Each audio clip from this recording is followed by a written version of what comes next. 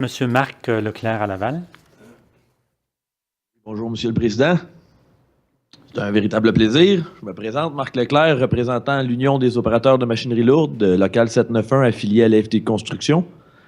J'ai pour ma part eu la chance de travailler sur des projets de pipeline neufs, tels le projet NRJS. J'ai également eu la chance de travailler sur des projets de pipeline en opération, donc de la maintenance et de l'entretien. L'intervention de M. Berryman hier m'a inspiré la question d'aujourd'hui.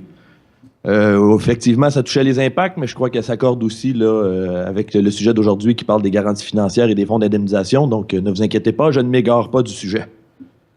J'ai pris la peine de sortir ma plume, donc je vous lis ce que j'écris. La comparaison faite plus tôt par notre collègue du ministère, corrigez-moi si c'était pas M. Berryman, là, mais de mémoire c'était lui, entre la ligne 6B d'Enbridge, qui date de 1969, et le projet NRJS, n'est-elle pas la preuve que nous, Québécois, souhaitons un réseau pétrolier récent et en santé, et surtout encadré?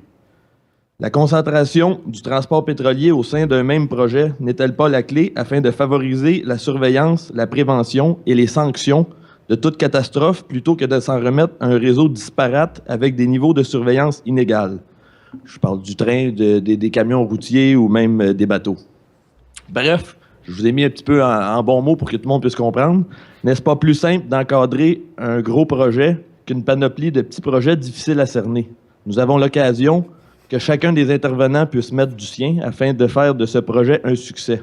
Nous avons même l'occasion d'en faire une audience publique, chose que nous n'avons pas l'occasion de faire pour chaque train, chaque camion ou chaque bateau qui sillonne notre réseau. Merci, M. le Président. Merci, M. Leclerc. Évidemment, si je transfère votre question fleuve au promoteur, il sera très heureux de vous dire, vous avez tout à fait raison. Il s'agit donc votre question est très habile, mais il s'agit essentiellement d'une opinion que nous retenons pour le moment, même si c'est pas le temps de l'opinion. Mais elle n'appelle pas vraiment une question. Par contre, ma collègue, Mme Grandbois, voudrait ajouter quelque chose.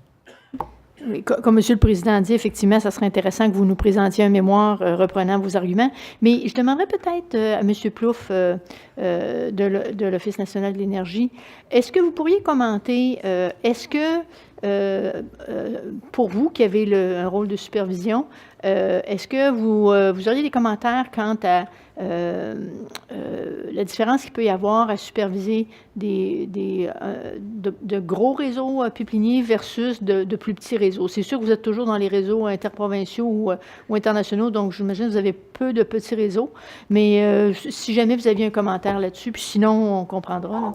En fait, comme vous mentionnez, on gère des grands réseaux interprovinciaux, donc je ne pourrais pas faire de commentaires sur des petits réseaux, malheureusement.